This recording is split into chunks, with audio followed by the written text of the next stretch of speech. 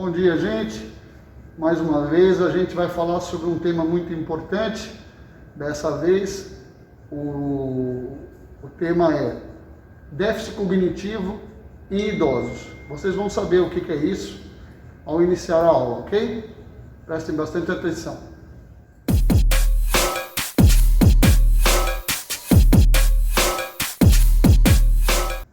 Então, como eu falei para vocês, o tema é déficit cognitivo em idosos. O que é o déficit cognitivo? Atualmente, o termo comprometimento cognitivo leve tem sido mais usado na literatura para definir o estado de transição entre o envelhecimento normal e o envelhecimento patológico. Ou seja, atualmente denominamos na medicina como fase pré-demência. A importância de se rastrear o déficit cognitivo em idosos é útil na avaliação do risco para a demência 2 ou 3 anos antes da condição de se tornar clinicamente aparente. A causa do déficit cognitivo pode causar perda de memória. Ele pode ter origem nas seguintes situações: uma pessoa com um grau de ansiedade por muito tempo, uma depressão bem profunda, um transtorno do sono, síndromes metabólicas, assim como diabetes, síndromes endócrinas também, assim como hipotireoidismo, e algumas outras que podem levar à perda de memória. O que afeta o déficit cognitivo? O que ele causa?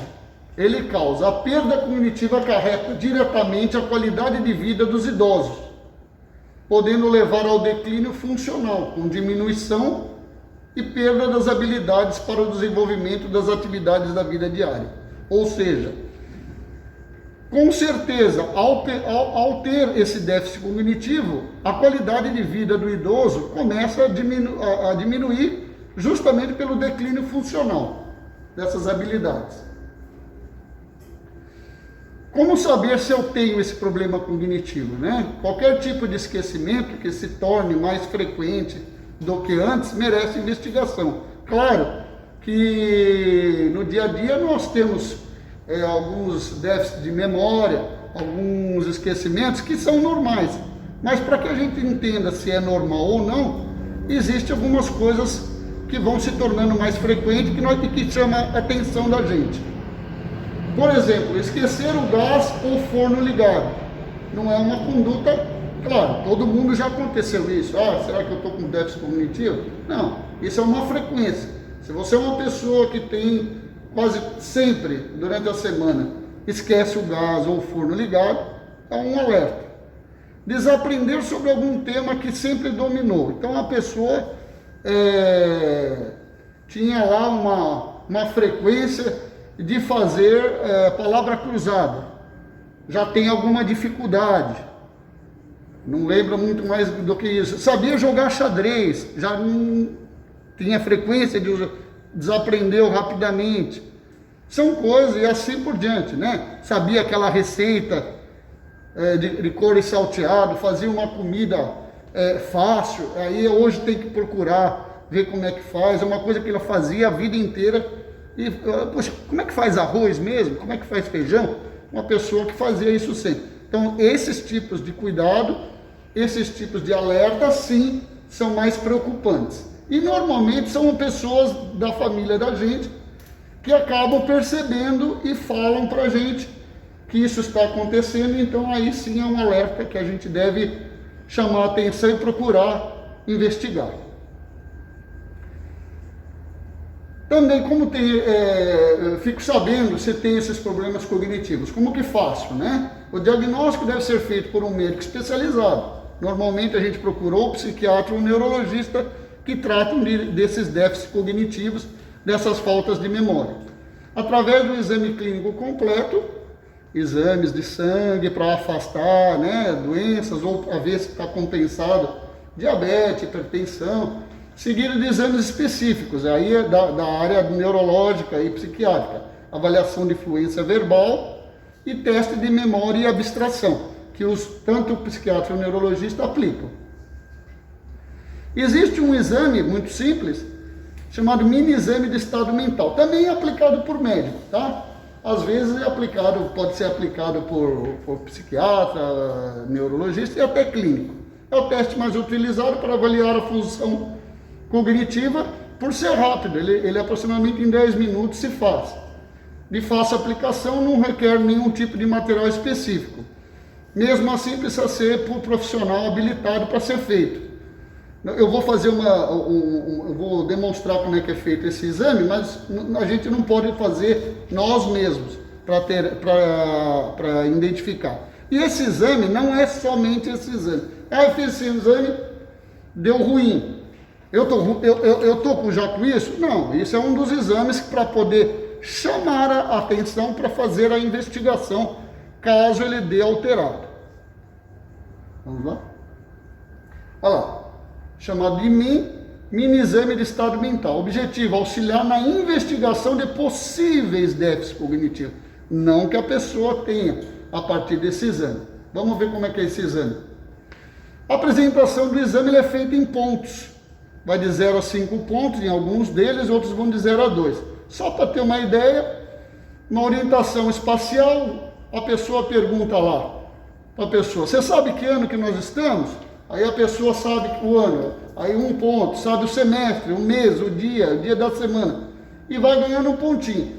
Se ele preencheu tudo, ele ganha 5 pontos. Se ele só soube qual era o ano, ele ganhou 1 ponto, e assim por diante.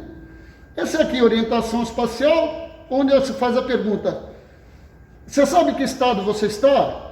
A cidade, o bairro, a rua, o local, a mesma coisa. Aqui pede para repetir as palavras, vai de 0 a 3 pontos. Então pede para a pessoa, repete comigo, caneca, aí a pessoa repete caneca, tijolo, repete tijolo, tapete, repete tapete. Ganha xizinho, ou seja, ganha 3 pontos. Não, só conseguiu responder caneca, ficou enrolado no tijolo e no tapete, então recebe 1 ponto. Aí o cálculo, se a pessoa faz cálculo, se a pessoa não tem estudo, não sabe fazer pergunta, não sabe fazer cálculo, a gente utiliza essa pergunta que vai ser na frente, que vocês vão ver, se ela sabe fazer. Se ela não sabe, aí tem uma pergunta que a gente faz lá embaixo. Então, se a pessoa sabe fazer cálculo, aí você pergunta, se o número 100 fosse tirado 7, quanto restaria? Aí a pessoa vai lá, 93, a resposta certa, então 1 ponto. E se tirarmos mais 7, 86, ganhou 2 pontos. E assim sucessivamente.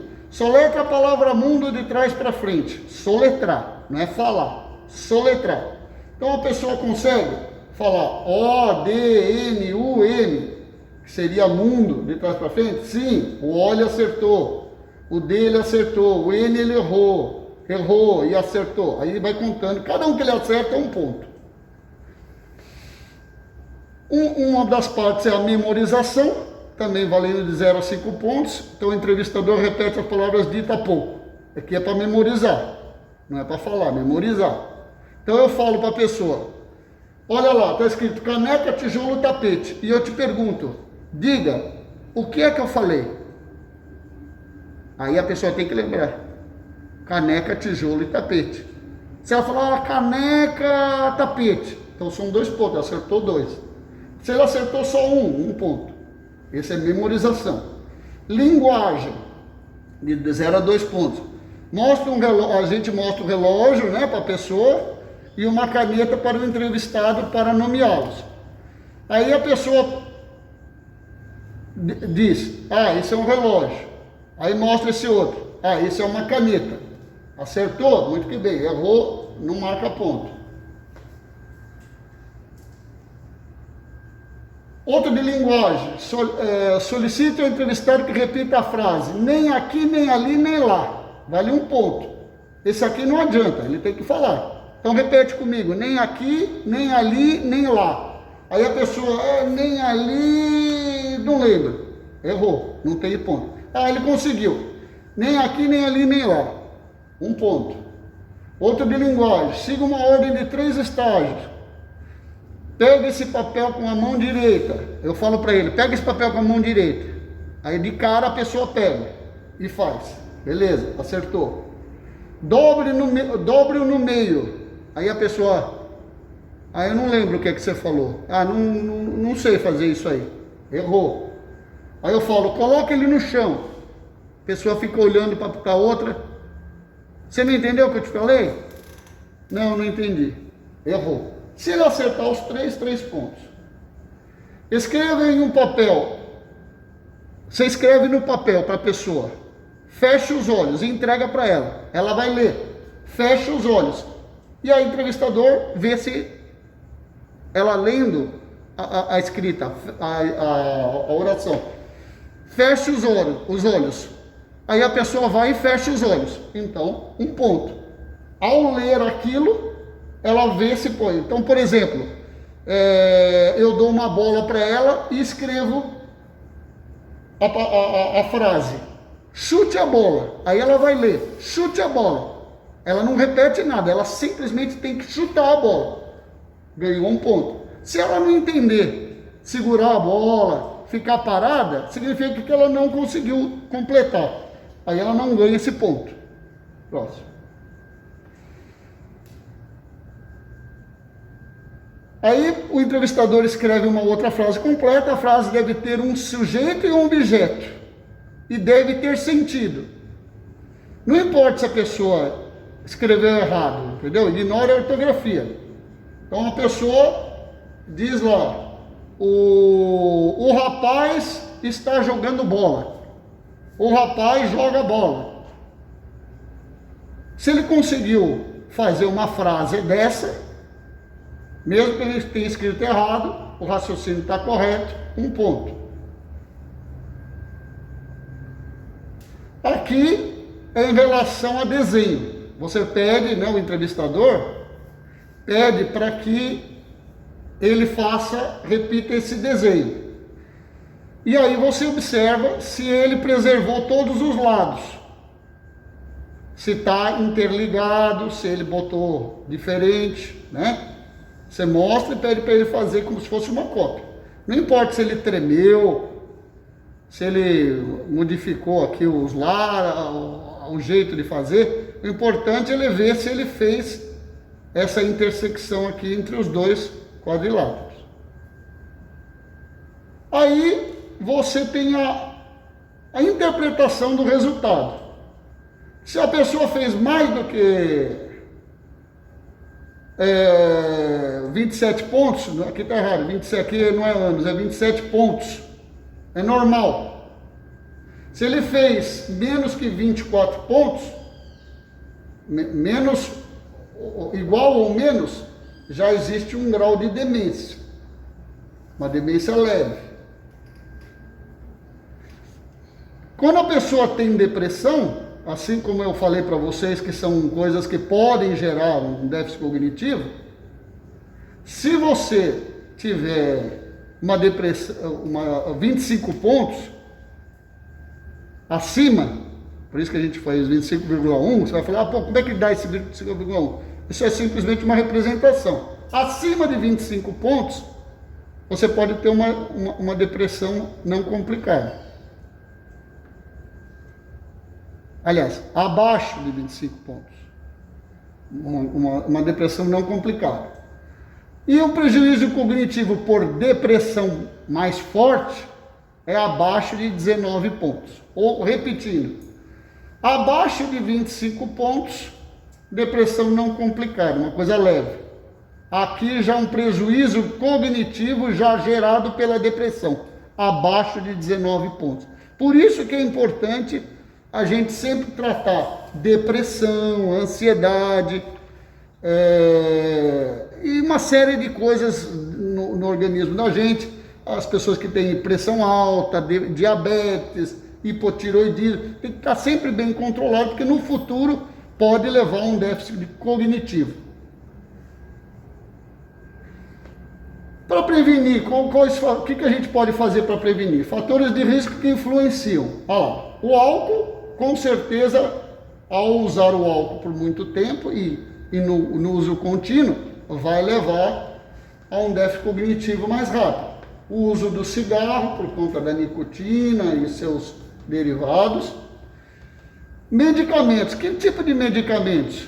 Medicamentos de uso psiquiátrico, de uso contínuo, que não estejam sendo necessários prescritos por profissional psiquiatra ou neurologista. Então, se a pessoa é daquela, eu costumo tomar sedativo para dormir, remédio para ansiedade por conta, para nervoso, não pode. O uso indiscriminado desses medicamentos pode ajudar no déficit da memória, no déficit cognitivo. Então, esses medicamentos devem ser prescritos exclusivamente pelos médicos, psiquiatras e neurologistas, para que saibam quanto tempo devem tomar e como tomar. E outras doenças, assim como a hipertensão, o diabetes e o hipotireoidismo, são causas de doenças crônicas que devem ser muito bem trabalhadas, controladas, para que na descompensação, se a pessoa é sempre hipertensa, sempre com diabetes alterado, com certeza lá no futuro vai colher um déficit de memória, um déficit cognitivo. Para a prevenção, o que ajuda bastante para que nós possamos ter uma memória preservada, exercícios físicos, mesmo nós estando com o parque ainda fechado, podemos fazer exercícios diários acompanhando as lives dos professores, fazendo atividades em casa, dormir mais e melhor, tentar dormir bem. Uma boa noite de sono é importante para os neurônios, e conectar-se, né? Olha lá, os idosos aqui conversando assim pela internet, ou mesmo conversando dentro de casa com os familiares que estão dentro de casa, ou seja, tentar o máximo possível, isso agora falando nesse momento de pandemia, quando sairmos dessa pandemia, então aí o dia a dia da presença no parque sempre será muito importante. Mas nessa época principal, nós devemos usar aqui, conectar-se, para a gente poder estar falando, conversando, interagindo, para que a memória trabalhe. A boa noite de sono, dançar é importante, a gente sabe disso, nem que seja em casa com uma música, deve dançar, conversar no celular com familiares, ouvir chamadas de vídeo, tudo isso agora na pandemia é muito importante, né? Para que a gente se conecte. Então, não ter o hábito de usar a bebida alcoólica e com muita frequência, não ficar tomando café exageradamente para não atrapalhar o sono. E é isso. Nós aqui queremos exatamente essas figuras, pessoas alegres, conectadas e que estão passando da boa idade para a boa idade, né? E que já estão na boa idade, acima dos seus 60 anos, com uma boa qualidade de vida, com a sua memória preservada e podendo interagir com os amigos, familiares e todas as pessoas que amamos e aprendemos a gostar nessa nossa vida bonita que a gente tem na Terra, ok?